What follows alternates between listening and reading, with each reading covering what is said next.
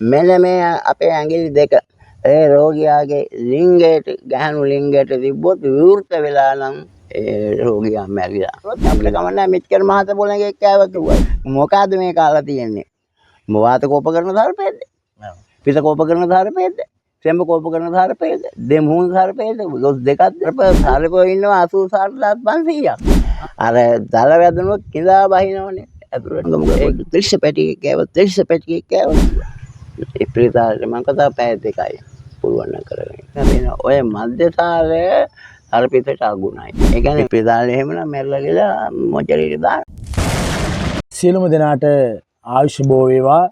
විශේෂ පුද්ගලයෙක් අපි හමු වෙන්නට ආවා. ඒ තමයි අපේ පාරම්පරික හෙළ වෙදකම ඉදිරියට මේ කරගෙන යන වෙද පරම්පරාවක් නියෝජනය කරන සොඳුරු වෙද මහතෙක් මුණ ගැසීමට අපි ඒ ආදරණීය වෙද මහත්මයා සමගයි මේ සොඳුරු කතා බහ. ආයිබෝන් අපේ වෙද. ආයිබෝන්. කළු අප්පුලාගේ ධර්මසේන වෙද මහත්මයා. ඔව් මම සර්පෙන් පිළිබඳ පාරම්පරික විශේෂඥ වෛද්‍ය සාමදාන විනිශ්චයකාර 55 59 ලියාපදිංචි අංකය. අපි මුලින්ම වෙද මහත්මයා අපි වෙද මහත්මයාව චුට්ටක් හඳුනා ගන්නට කැමතියි. ඔව් මේ 1984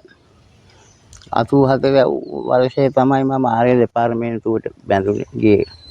එතන සේවය කළා හුඟක් කල්. ඊට පස්සේ මට දැන් මේ ඔය උරුදයි තප උරුදයි අසනේ නිසා යන්න බෑ. ඒ පෙන්ෂන් පරියක් මොකවත් නැහැ. ඒ මොකවත් පෙන්ෂන් එකක් නැහැ. ඒ පුලියේ කිව්ව තියෙන එකත් මට කියන්න ඕනේ.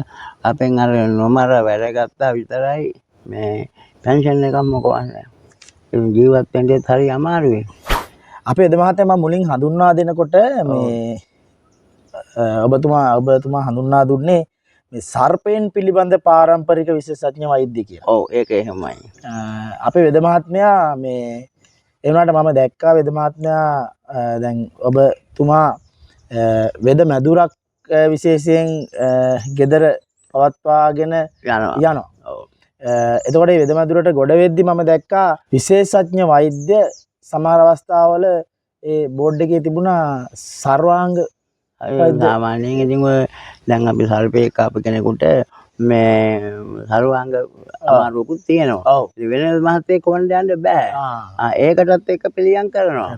අපි වෙද මහත්මයා ඒ හෙළ වෙදකම එන්නේ මුඛ පරම්පරාව. මුඛ පරම්පරාවෙන්. අපේ වෙද මහත්මයා මේ මුඛ පරම්පරාව මට දැනගන්නට ලැබුණා කඩිදර ගෙදර පරම්පරාව. අපි පොඩ්ඩක් ඒ ගැන චුට්ටක් හඳුනා දෙන්න. කඩිදර ගෙදර කියන්නේ මේ මෙතන දේරගොඩ ඔය කඩිදර පරම්පරාව රොබර්ට් බණ්ඩාර උක්කු බණ්ඩාර කියලා ඒ පරම්පරාව.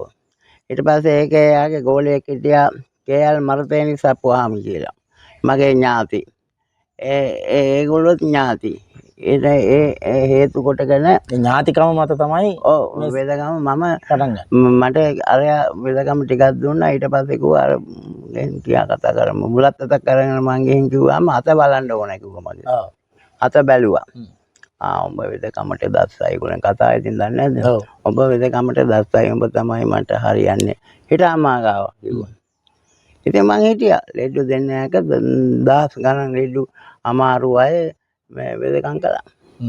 වෙදකම් කළා ඒ පන්නරයක් ලබා ගත්තා. පන්නරයක් ලබාගෙන එතකොට ඊට පස්සේ මම විවාහ වුණා.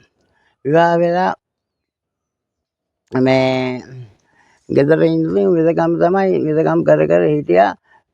ඉන්ටර්විව් එකක් ආවා. මම දැක්ක පත්තරේ තියෙනවා ලිඛිත පරීක්ෂණයක් සම්මුඛ පරීක්ෂණයක් කියලා මේ දේශීය වෛද්‍යවරු බඳවා ගන්නවා කියලා. පස්සේ මම මේක බැලුවා. බලලා දැම්ම ෆෝම් කොලයක්. බොහොම වෙද මහතුරු ටිකක් ගෙන් හිටියා. මං හිතුවා ආ මොඩකම් කියලා විශාල මම කට්ටියක් හිටියා මේ ලිඛිත පරීක්ෂණයට ධර්මපාල විද්‍යාලයේ කෙරේ කියලා. ඒ කාලේ මට මතකයි. ධර්මපාල රත්නපුර ධර්මපාල විද්‍යාලයේ. ඉතින් ලිව්වා. මමත් ලිව්වා. ලියලා ඊට පස්සේ මාස දෙකක් විතර ගියාට පස්සේ සම්මුඛ පරීක්ෂණයකට යන්න කියලා ආවා. ආයිත් එහෙමද කියලා මං ගියා. ඉතින් සම්මුඛ පරීක්ෂණයට කොහාටද ගියේ? මේ ආයුර්වේද නාමින්නේ ආයුර්වේද වෛද්‍ය සභාවේ කාමරයකට එක්ක ගියාම දැන් සම්මුඛ පරීක්ෂණය මං ගියාම මම දැක්කා බෙද මහත්තුරු 3 දෙනා හිටියා. අර 1000 ගණන් හිටියා අය. සමුඛ පරීක්ෂා. 1000 ගණන් හිටියේ. ඔව්. මට අහන්න බෑනේ මොකවත් අපි. ඔව්. ඉතින් මං ඇහුවා ඒ බෙද මහත්තුරුගෙන් කොහොමද? ඉතින් මට අපිටත් එන්න කියලා දුන්නා. අපි දෙන්නා අපිත් ආවා කිව්වා. හරි. පළමුවෙන්ම මට කතා කරා. කතා කළා බෙද මහත්තයා කාරණා දෙක තුනක් අහන්න කැමතිද කියලා ඇහුවා. දන්න දෙයක් නම් උත්තර දෙන්න. ඔව්. නොදන්න දේවල් වලට උත්තර දෙන්න බෑ. ඔව්. ඒ පාරේ ඉතින් ඔන්න සම්මුඛ පරීක්ෂණය ඇහුවා විෂය අණු කුමක්ද? විෂය අණු කුමක්ද? ඔක උංගක් දෙමහතුන්ට පැටලෙනවා විෂය අණු කුමක්ද? මේ අපේ ශරීරයට යම් කිසි විදියකින් සර්පේ දෂ්ට කළා හෝ එතකොට සර්පේෙන් තමයි උංගක් ඇතුල් වෙන්නේ. ඇතුල් වෙලා විනාඩි ගානක් ඇතුළත ජීවිතක්ෂයට පත් කරන්න පුළුවන් දෙයක් තමයි විෂ කියලා කියන්නේ. ඒ තරම් දරුණු දෙයක් විෂ. දැන් මේ කාලා විනාඩි 5ක් යනකොට මෙයා යන්න ගිහිල්ලා. අන්න ඒ වගේ දෙයක් තමයි විෂ කියලා මම උත්තර දුන්නා. හරි ඔබතුමා. විෂ කොටස් කීයක් තියෙද? ස්ථාවර විෂය. ඒක ස්ථාවරේ වෙනස් වෙන්නේ නැහැ නේ මහත්තයා. කවදාකවත්.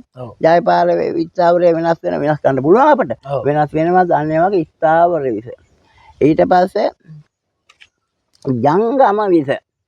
ජංගම කියන්නේ මහත්තයා දුවනවනේ. ඒක නම ඒක තන ඒක වෙයිටින් නෑ කාපු තැන මේක දුවනවා. ඒක ජංගම විෂ. ඊට පස්සේ කෘත්‍රිම විෂ. දැන් මහත්තයා මරන්න මට මේ දඬුවම් එපා මේ වුණොත් මම කොහොම විතක් හදා ගන්නවා. ඔය එක ගල්ලා විෂ හදා මහත්තයාට දෙනවා. මතුරලා අර අන්නේ කෘත්‍රිමයි ඒක. ඒක කෘත්‍රිම විෂ.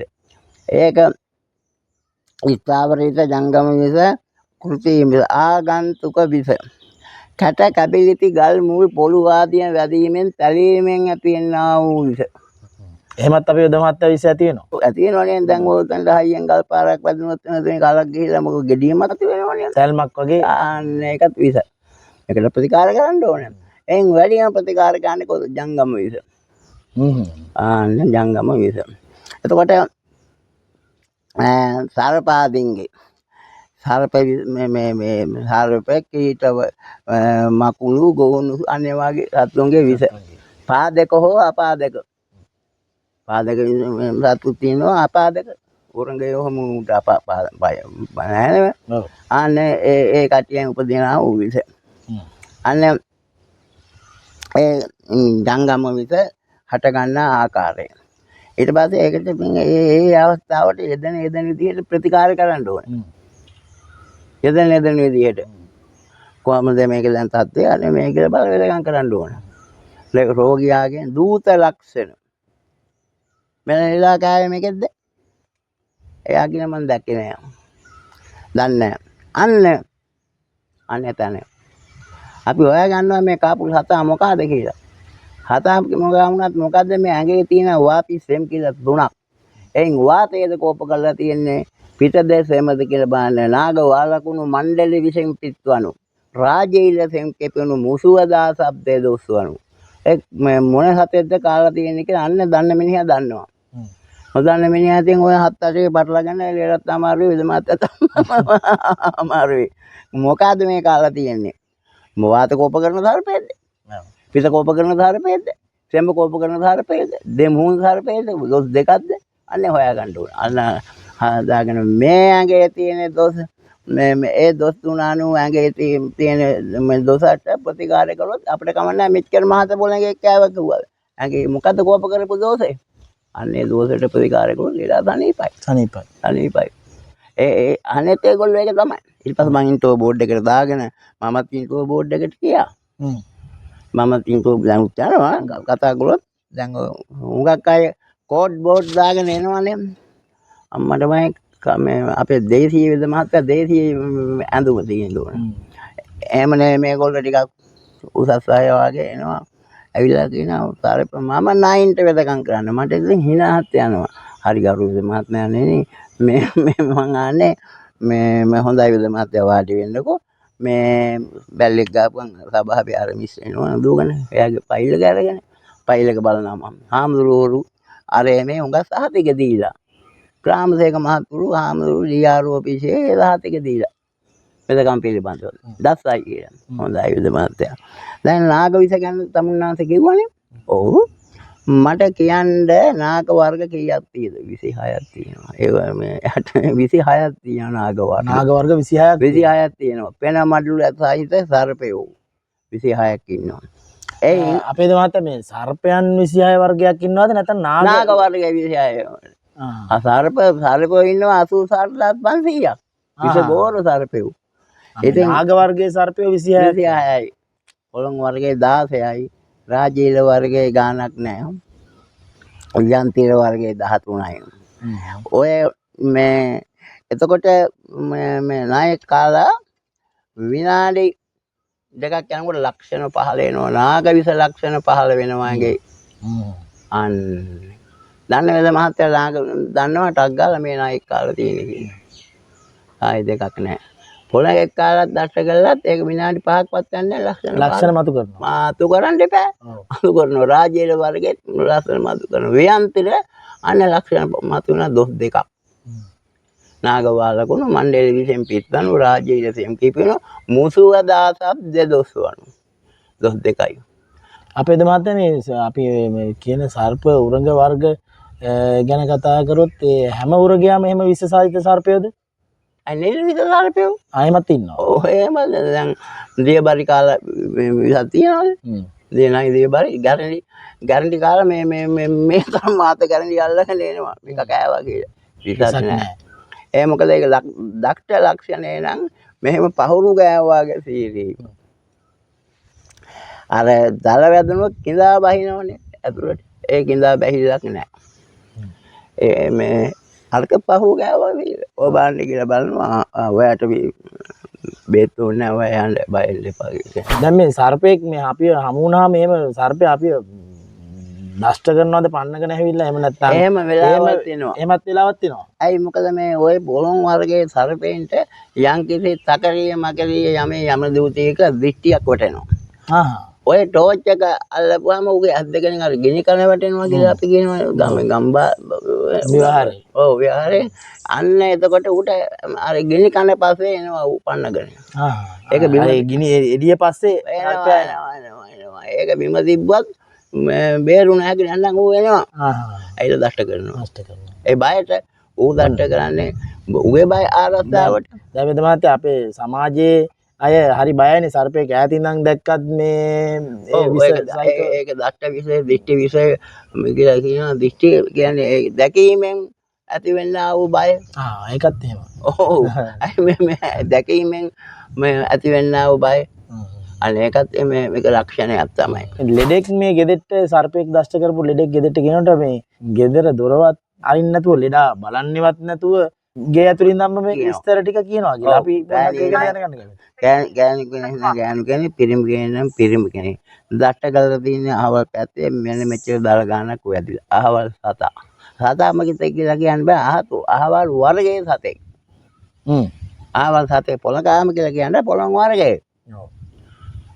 නෙව සතෙක්. යා ඉතින් ඇතුළට අරගෙන පෙලක්කයි හැකියාව. ඔව්. ඔව් ඒක මේ අන්න එහෙමයි ඒ දෂ්ටේ හොයාගන්න. ඊට පස්සේ නාඩි බලනවා. මොකද්ද වාත කෝප කළාද? පිත කෝප කළාද? සෙම කෝප කළාද? මේ වාපි සෙම කියන තුනේ වාතය කොටස් පහක් තියෙනවා. සෙම කොටස් පහක් තියෙනවා. පිත කොටස් පහක් තියෙනවා. මේක 15 ආකාරයකට කෝප කළා આવොත් කාටවත් බෑ. මට තියා හකර දෙයක්වත් බෑ ඉපිරිතාල කියන්න බෑ. 15 ආකාරයකට කෝපුල් කළා આવොත් එහෙම. ඒ එක අවස්ථාවල මතු වෙනවා. විවිධ විදියට. ඔව්. ඉතින් ඒක දසකම තියෙන ඕනේ ඒක මෙල්ල කරගන්න. අපි වෙද මහත්තයා වෙදකම ඒ සර්ප වෙදකම කරන්න බැරි දවස් එහෙම ඒ වගේ මේ දේවල් තියනවද? තියෙනවා. දැන් ඔය පොය දාට හොඳ නැහැ කියලා කියනවා. නමුත් මොනවා වුණත් ඒ අසුබ ලකුණු තිබුණත් මොනවා වුණත් ලෙඩා පණ තියෙනවා නම් දක්ෂ වෙද මහත්තයාගේ දක්ෂ ප්‍රතිකර්ම වලින් ලෙඩා සුවපත් කරන්න පුළුවන්. දැන් අපි වෙද මහත්මයා ලෙඩෙක් පරීක්ෂා කරන්න යොදා ගන්නවා අපේ හෙළ වෙදකමේ තියෙන මේ නාඩි ශාස්ත්‍රය. අපේ වෙද මහත්තයා පොඩ නාඩි ශාස්ත්‍රය ගැන චුට්ටක් අදහස් දෙන්න. නාඩි ශාස්ත්‍රයද එහෙමනේ. දැන් වාත නාඩිය, පිත් නාඩිය, සෙම් නාඩිය ඒවා මේ ඇඟිලි වලට වැටෙනවා. වාත නාඩිය සුළඟිලි ගාව ඇඟිලි, පිත් නාඩිය ඊ ගාව දබරගිලි, සෙම් ගාඩ් නාඩියේ ඊගාව ඇඟිලි දැනගම් මෙසේ නාඩි කීමට 3 ඇඟිලි. ඒ නාඩි බලන්න ඕන අපි. ඒ බලලා තමයි මොකක්ද කියලා බලන්නේ. ඒ බලලා විතරක් අපිට සටහනකට එන්න බෑ. රෝගියා පරීක්ෂා කරලා බලන්න ඕනේ මේ රෝගියා දෂ්ට ලක්ෂණ මොකක්ද? මොන ලක්ෂණද මේ තියෙන්නේ කියන එක. අපි කියනවා දූත ලක්ෂණ වගේ. ආන්න හරි. ලක්ෂණ මොනවද මේ රෝගියාගේ? තියෙන අමාරු. අන්න එතකොට දන්න වෛද්‍යවරයා දන්නා මේක අහවල් සතෙක් කාලා තියෙන්නේ. එතකොට වෛද්‍යවරයා ලෙඩාගේ ගෙදර වෛද්‍යවරයා මෙහෙ ඉන්නේ නැති පුළුවන් එක ඔක යන්ත්‍ර මන්ත්‍ර තන්ත්‍ර කියලා එක දෙනවනේ. එක මන්ත්‍රයක් කියලා එල්ල ආපු දූතයාට දැන් ගැහුවොත් අයිනව එක පිහියෙන් අයි දෙක නෑ ඒකේ මේ රෝගියාට ආපු දූතයාට පාරක් ගහන්න. දැන් ගැහුණනම් අයිනව අයි දෙක නෑ. ඕක කසිපු ගාලා මේ ඉන්නේ. මේ තව තියෙනවා දූතයා ඉස දිශන් දෙපතුල දක්වා අත පිහ දාන්න. ඒ අරේ විස බයිනවා. එතන්නේ වයි ක්‍රම තියෙනවා. අපි පොඩ්ඩක් අර සර්වාංග මම මුලින් සඳහන් කරපු ඒ සර්වාංග වෙදකමත් කොහොමද මේ සර්ප වෙදකමත් එක්ක මේ යන්නේ අපි මේමනේ අපි ලේට කුටි වෙදකම් කරනවා. එතකොට වෙදකම් කරලා සංනිය හැදෙනවා. විෂ සංනිය. අපේ එතකොට ඔය එකක් හරියන්නේ නැහැ සංනියට දෙන බෙහෙත් දෙන්න ඕන. ඒ සංනියට මේ සිංහල දේශීය වෛද්‍යවරු අපේ ඒ දෙන බෙහෙතක් දෙන්න ඕන. අනිවාර්යයෙන්ම. එතකොට ඒ සංනිය ඇරලා යනවා. වෙදකම කරන අවස්ථාවන් වලදී අතීතයේ එහෙම අමතර වුණ අවස්ථාවන් එහෙම තියෙනවද? ඒ කියන්නේ එහෙම පොඩි අවස්ථා දෙකක් එහෙම මොකක් හරි දෙයක් දිනනද විශේෂ මේ වෙදකම අපි හිතමු අපි සර්පෙක් මේ දෂ්ට කරලා ලෙඩෙක් වෙද මහත්තයාට ආපු අවස්ථා ඒ විශේෂ අවස්ථාවක් කියනවා. වෙනවා. හරියට පොයේ ලබාගෙන ඉද්දි මේ හරක් පොඩ්ඩක් කියලා හරක් බලන මිනිස්සෙක් ඉන්නවා. තෝට ඉදර හිටියේ දුවගෙන ආවම ගමක පොඩ්ඩ තිරිස පැටියෙක් කෑවා. තිරිස පැටියෙක් කෑවා කිව්වා. බැලුවා ගණන් කරලා අපිගේ පිටපොළගේ මම කිව්වා ඔය ඔබේ කකුලේ තුම්පලක් තියෙනවා නේද කියලා ඇහුවා. තුම්පලක් දෂ්ට කියලා තියෙනවා. මම දැන් සයිඩර විදුරු 3ක් බිව්වා කිව්වා. මම ඒ සීනි දාලා හදන උන්ගේ පානයක් තියෙනවා සයිඩර් කියලා මොනවද මන් දන්නේ නැහැ. සයිඩර් 3ක් බිව්වා කිව්වා කෑවට පස්සේ. මම කිව්වා ඒක මම හොඳ නෑ කරපු වැඩේ ආයන්කෝ කියලා එලා ගෙට ආවා. මම ගියා කාපු දැන් පරීක්ෂා කරලා දැන් ඊට පස්සේ වෙලකම පටන් ගත්තා මම. වෙලකම පටන් අරගෙන දැන් ඉතින් අඩිය දෙල යන්න එහෙමත් පුළුවන්. මට සයිඩර් නැතුව ඉන්න බෑ. ඒ මාරයා කියවන්නේ. මට සයිඩර් නැතුව ඉන්න බෑ කිව්වා. මං කිව්වා ඉතින් කොහට හරි ඵලයන් මට බෑ මේ වැඩේ කරන්න. නෑ මම නොකර ඉන්නේ කිව්වා. ගිහිල්ලා තව 3ක් ගහලා ආවා 11ට විතර. සයිඩර් විදුරු මම 3ක් බිව්වා. මං කිව්වනේ ඔබට මට බෑ කියලා. ඔබ කොහේ හරි ඵලයන් පුඩු මට බෑ කිව්වා. කොහේ හරි ඵලයන් මට බෑ. ඒ පාරේ මම අරගෙන ගියා. ඉප්‍රිතාලේ මම කතා පැය දෙකයි පුළුවන් නම් කරගෙන. මැරුණා මැරලා ඊට පස්සේ පොස්ට්මෝටම් මං ගියා. පොස්ට්මෝටම් ගිහලා කතා කරලා පොඩි එක දුන්නා. ඉතින් අනේ එහෙම වෙන ඔය මධ්‍යසාරය අර පිටට අගුණයි. ඒ කියන්නේ වේ ගමන වේගයෙන් යනවනේ. මධ්‍යසාර ඇඟට ගියාම ලේ ධාතුව, මාංශ ධාතුව, මේදෝ ධාතුව, රස ධාතුව, ඇට මිදුණු ශුක්‍ර ධාතුවට ගියාට පස්සේ පිළියන්නේ නැත්තේ මැරෙනවා. අපේ වෙද මහත්මයා මේ දැන් ඔය මම අහලා තියෙනවා මේ සර්පය දෂ්ට කරපුවාම සමහර අවස්ථාවල මේ ලෙඩු මේ සිහි මුර්ජා වෙලා ඉන්නවා. සිහි මුර්ජාව. අන්න හරි. හෘද වස්තුවට සහ මොළයට විස වැදීම නිසා සිසුන් නැතුව යනවා. හෘද වස්තුව සහ මොළයට විස වැදීම නිසා සිසුන් නැතුව යනවා.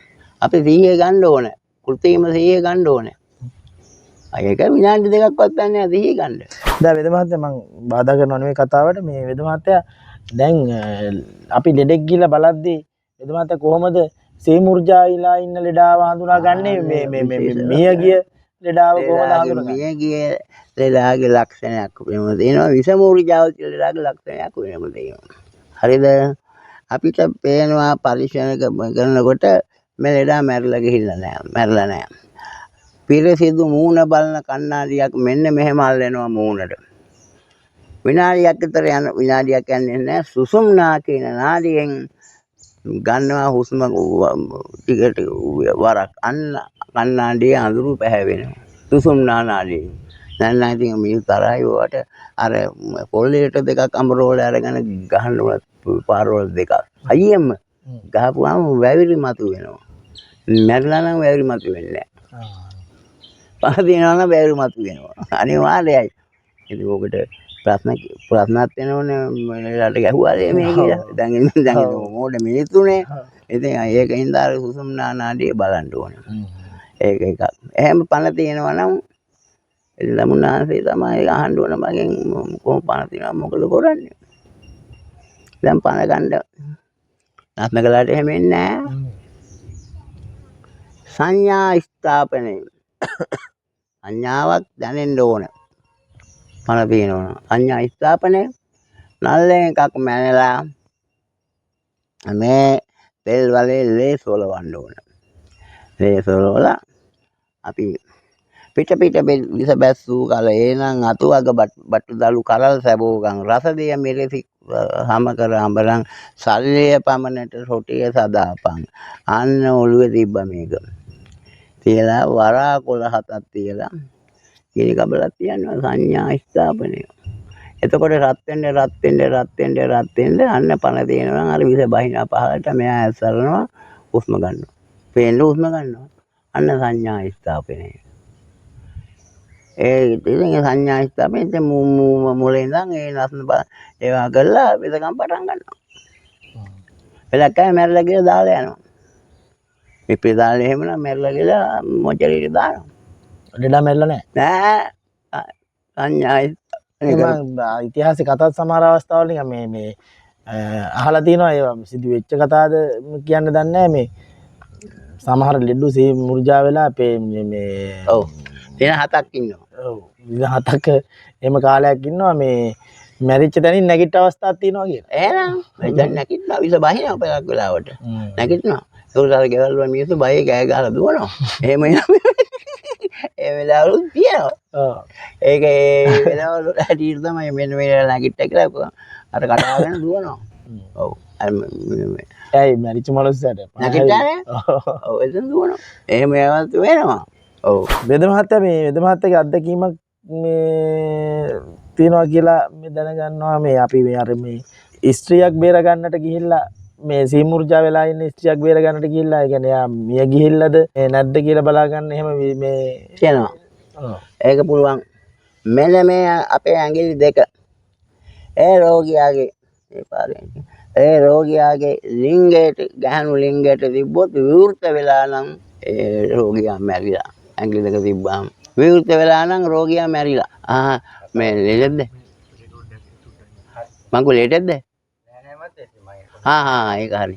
මේ ලිංගේ විවෘත වෙලා නම් රෝගියා මිය ගිහිල්ලා. ඒක නැතුව අර පිටකට තියෙනවා ඒ විදිහට මුකුත් වෙලා නැහැ. තව ඒව රහස් මේ වෙදකම්. ඔව් ඒක ඒ විදිහයි. මේ ළඟදී දැන් මාසයකට උඩදී 3 හඳ හේනේ. ගෙනාව ගෑනු කෙනෙක්. 100ක් මොකවත් නැහැ. එහෙ වෙදකම් කළා කුමාර මහත්තයා කියලා කියනවා. මොකද දානවකෝ ඇඳ උට්ට. මේ දාලා අපි එක්කනට කිව්වා මෙන්න එහෙම බලනවකෝ කියලා. ඊපස්සේ මං තිබ්බ ඇඟිලි දෙක මුකුත් වෙලා නැහැ, මැරෙලා නැහැ. පණ ඇඟේ රස්නේ ටිකක් තියෙනවා. හොඳයි. කොළොප් පල්ලා ওই සංඥා ස්ථාපනය කරලා නැගිටලා හූ කියලා කෑ ගහලා නැගිට්ටා. නැගිටලා වෙදකම් කළා ඉතින්. එළි වෙනකල් වෙදකම් කළා. ඊපස්සේ නැගිටලා පයින් යන්න එන්න පුළුවන් මාසයක් වෙදකම් කළා. කසාය බස්නේ නොඑක වදී. අපි ගාව තියෙනවා විස හරන තෛලය. නැස්න කරනවා. ඒක මේ පාරම්පරික මුඛ පරම්පරාවට ආවේනික මේ ඒ වේද දෙක මේ විස හරන විස නීල එක පල්ලා කාපු දැන තියෙනවා. විස හරන නහයට දාලා පිඹිනවා හයියෙන්. පණ දිනව නැගිටිනවා. බලන්න නැගිටින්නේ පිමින් ලද්දාය පණ නම් මේ නහයට දැම්මට මෙහෙම ගත්තා මෙන්න මෙතෙන්ට විතර යන්නේ උරේලා උසපු ගමන් බස් ගලවම එනවා. ඇයි ඒ යන්නේ කොහොමද? යන්න විදියක් නැහැ. එලා මැරිලා යනවා. මල ලක්ෂණ තියෙනවා. උස්මෘර්තා වූ ආකාරයෙන් බඩ පුරවා දැමීම. මූවිජාත් වේලේ බඩ පුරවා දාන්නේ නැහැ. කියලා දාන්නේ උස්මෘර්තා ආකාරයෙන් බඩ පුරවා දැමීම. මේ ඒක එකක් අනික ක්‍රමයෙන් සීතල වැඩි වෙනවා. ක්‍රමයෙන් ඇඟේ සීතල වැඩි වෙනවා. මේ හැම ඊයම් පාට වෙනවා. අන්න මැරිච්ච නේදා බලන්න ඕන කෙනෙක් හැම ඊයම් පාටයි. දැන් නම් ඔය එම්බාන් කළාද මොකද්ද මොකන්නේ? ඒව නැතත් හැම ඊයම් පාට වෙනවා. ඉතින් දියට දැමු විට යට යනවා කියනවා ඒව කරන් ඉවොත් අර මේතුන්ගෙන් පුළු පාරවල කෑකේ. මේ ඉතින් අන්නේ විදිය ලක්ෂණ. වෙද මහත්තයා මේ ඒ බෙහෙත් හදාගන්න විශේෂ මේ ක්‍රම එහෙම තියෙනවද? තියෙනවා. ඔය තෙලක කරපාකේ මුරුදු පාකේ සම පාකේ කියලා පාක තුනක් තියෙනවා. අපි දැන් විසහරණ යස මැඩගෙන දෙඹට ඵලයේ රසගෙන නිබ මදුරු කුලේ කොලේම ලෙස කුඹුරු වැලේ යස මැනසි උනැලිය තලේ ළමෙන් එරන් තැඹිලි කියලා මනින්න නැලි 8ක් පුරා තුනෙන් ජාතියේ පුස්කරා සවින්ද අන්න එහෙම ඒ තෙල හිඳින්න ඕන. අනාර කොහේ හරි වැහි නැති ලාග බල දම්ලි ගෙල් ටික ගාලා මේ කොළ කුඹුරු කොළ හැම කොටලා හදා ගන්නවා තෙල. විශේෂ. එතකොට විවිධ තෙල් වර්ග තව බෙහෙත් මේ කසාය වර්ග ඔය කසාය වර්ග නම් දෙන්න ඕනේ. අපි මේ බෙහෙත් පෙති වර්ග තියෙන ගුලි තියෙනවා. අපි වෙද මහත්මයා දැන් අපි රජයේ රෝහල් වල මේ නැත්නම් බටහිර වෛද්‍ය විද්‍යාවේ මේ සර්පවේදකමට බෙහෙත් කරද්දී අපේ ඒ බෙහෙත් වල අතුරු ආබාධ එහෙම මේ ශරීරයට බලපානවා.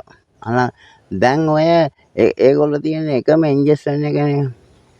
එකම ඉන්ජෙක්ෂන් එක ගහනවා. පළක් අයින් ඇඟේ මේ වගේ ගෙඩි මතු වෙනවා. ඒ විස ප්‍රමාණයක් කොයිතරම් ප්‍රමාණයක් ඇඟේ තියෙද කියලා දන්නේ නැහැ නේ. ඉතින් ගහනවා.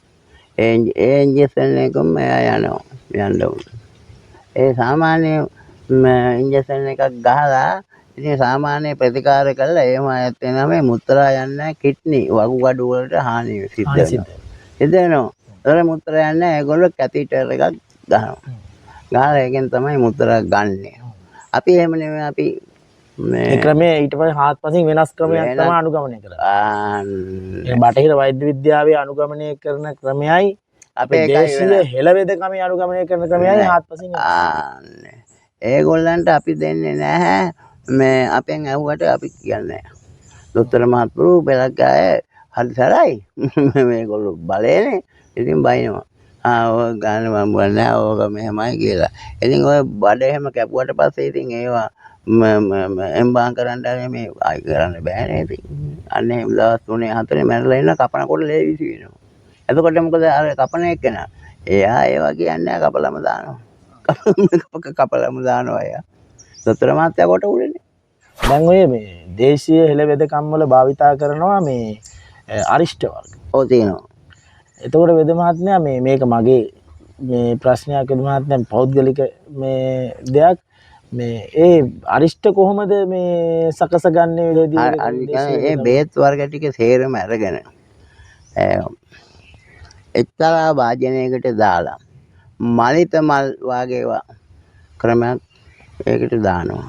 දාලා වතුර බෝතල් ඒ අරිෂ්ඨ ගන්නට වතුර බෝතල් ගානක් දාලා මැටි ගහනවා. මැටි ගහලා වහලා තියෙනවා. වෙන 21ක් යනකොට සන්දාන වෙනවා. සන්දාන වෙලා මේක පැහැෙනවා. කසිපුවෙන් පෙරනවා හැලි අරක්කුවෙන් පෙරන්නේ. ඒත් මේ වෙද මහත්තයා මේ අරිෂ්ඨ ඔව් ඒ සන්දාන වුණාට පස්සේ අරගෙන පෙරලා තමයි හදන්නේ ගන්නෙ.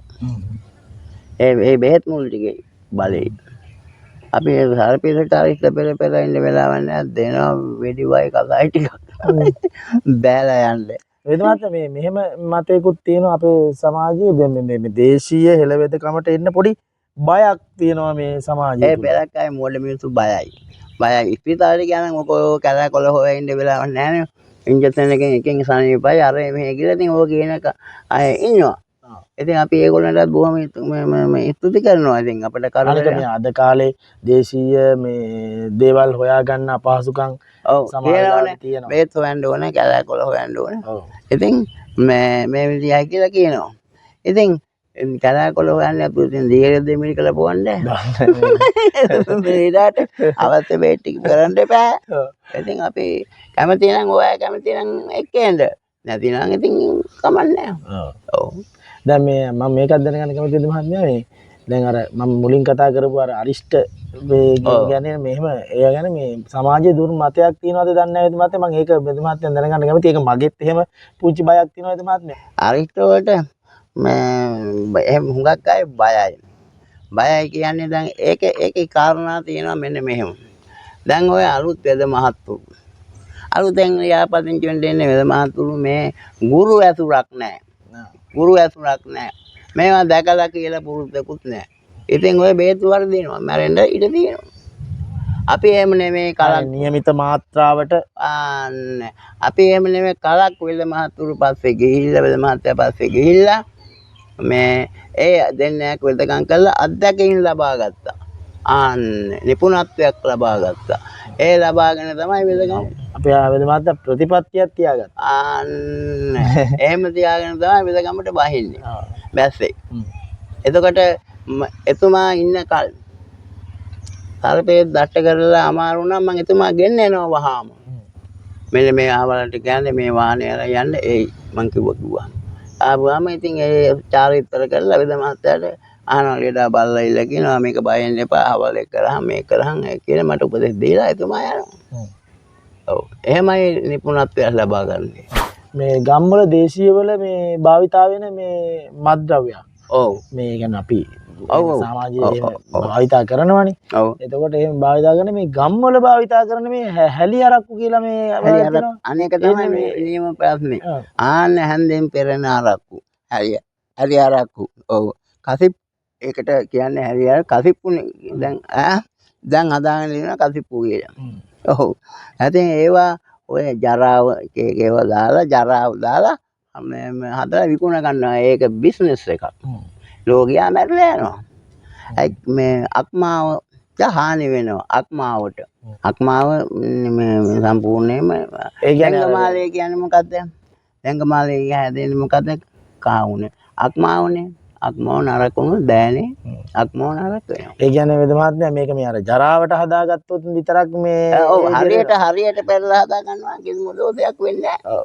හරියට ඒ මාත්‍රාවකට බොන්නවා මේක උදේ ඉඳන් රැ වෙනකල් ආහාර මොකවත් නැතුව මේ මොනොත් නැහැ කල්පර වෙනවා. ඔව් අර අරිෂ්ඨ මාත්‍රාවට බොනවා වගේ. හරි. දැන් ওই පෙරක් අය ඇඟේ මේ ඇල්කොහොල් කියන ඒ ද්‍රව්‍ය ඒක ශරීරයට අත්‍යවශ්‍ය ද්‍රව්‍ය. ඔව් ශරීරයට මොකවත් වෙන්නේ නැහැ. ඔව් ඒක ආහාරයක් වෙනවා. ඇල්කොහොල් ආහාරයක් වෙනවා. හරි ඉතින් අර ඕන නැති විදිහට ගියොත් ආහාරයක් නෙවෙයි මරණය. බත් ටිකක් වුණත් වැඩිපුර කෑවොත් හරි. හරි. ඕනම දෙයක හොඳ නරක පැත්තක් තියෙනවා. දෙපැත්තම තියෙනවා. ඔව් අපේ දවතේ. එහෙනම් අපේ දවහත්තේ අපේ මේ සාකච්ඡාවේ පොඩි අවසාන පැතිකඩට මම යොමු වෙන්නට හදන්නේ එදමාත්‍යා. හරි කියන්නේ. දැන් අපි එදමාත්‍යා කරුණු කාරණා ගොඩක් පැහැදිලි කරා. මේ අපි ආවේ එදමාත්‍යා මේ හෙන දුෂ්කර පාරක මේ මූකලානක වගේ පාරක අපි ආවේ. එදමාත්‍යා ඉන්නේ ඊටාත්ම එහෙම මේ දුෂ්කර මේ ගම්මානයක. වෙද මහත්මයා මේ අපිට මේ දැනගන්නට පුළුවන් අපේ ප්‍රේක්ෂකයන්ට වෙද මහත්මයාට හම් වෙන්නට අවශ්‍යතාවයක් තිබුණොත් කොහොමද එන්නේ කොයි ස්ථානයේද මහත්මයා ඉන්නේ? නැගනහිර මුදුන්කොටුව පාර කඩුව මේ ගම් වල ඉස්සර මේ යන්න එන්න පාරක් තිබුණේ නැහැ. අනිවාර්යයෙන්ම අඩි පාරවල් වගේ ඒවා තමයි ගියේ. ගම් සභා පාර කියලා ගම් සභාවෙන් පාලනය වෙන පාරක් තිබුණා. ඔය දැන් නම් කොන්ක්‍රීට් කරලා නැහැ. ඒ ගම්මු මේ එක්කව වෙලා ඉතින් ඔය සල්ලි තියෙන මිනිස්සු සල්ලි දීලා මම ගලා කොන්ක්‍රීට් කරගත්තා. මේවා ඔය ඒත් එහෙම තමයි තනින් තන. ඒවත් ඉතින් ඔය මේ හොරා කන මිනිස්සුත් ඉන්නවනේ. මේවා එහෙම කළා.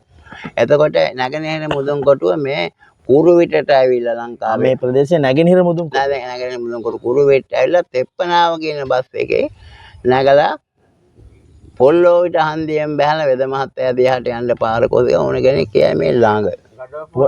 අපේ ඔව්, ගඩ පෝරණය ආයි පවසමු මොකද පොල්ලෝවිට හන්දිය හන්දියෙන් බෑලා මේ එතන තේවිල තියෙනවා මේ ගඩ පෝරණය වෙද මහත්තයා දෙහාට ඕනේ ගඩ පෝරණය වෙද අය අතන පොලුකු පෝරණයක් තිබුණා. ඉතින් ගඩ පෝරණය වෙද මහත්තයා කියලා තමයි මට කියන්නේ. ගඩ පෝරණය අසල නෙවෙයි ගඩ පෝරණය මම කලින් දැනගත්ත විදිහට මුදුන් කොටුවේ වෙද මහත්මයා කියලා එහෙම කියනවා. එහෙම කියනවා. ආරි වෙදේම මුතුන් කොටු වෙද මහත්තයා. එහෙනම් වෙද මහත්මයා මේ අපි වෙද මහත්මයා අදට අපි වැඩසටහනින් සමුගන්නවා. ඉතින් වෙද මහත්මයාට දීර්ඝායුෂ ප්‍රාර්ථනා කරනවා. මේ කාර්යය තවදුරටත් වැඩි කාලයක් අපේ ජනතාව වෙනුවෙන් මේ මෙහෙ ඉටු කරන්නට ලැබේවා කියලා. ඔව්. ආයිබෝන් වෙද මහත්මයා. ආයිබෝන්.